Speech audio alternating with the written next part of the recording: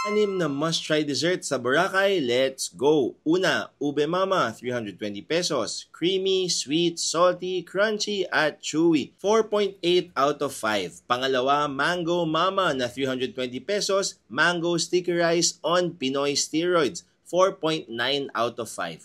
Pangatlo, Mango Coconut sa Ice Flakes, 350 pesos. Silky smooth, sweet, Pinoy Korean shaved ice treat. 4.7 out of 5. Pang-apat, Strawberry Deluxe ng My Crepes, 290 pesos. Sweet, filling, and nagustuhan ng mga kids namin, 4.5 out of 5. Pang-lima, Coco Mama, medium with mango, 320 pesos.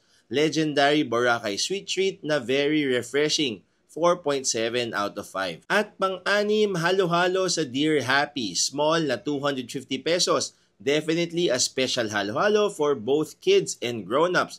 4.75 out of 5. Anim na shops, anim na desserts sa famous D-Mall sa Boracay. Make sure to try some or try them all. For more food and travel recommendations, make sure to follow us. And for your future adventures here, there, and everywhere, make sure to use our codes for discounts. Maraming salamat sa panonood mga ka-eats. Until next time, bye-bye!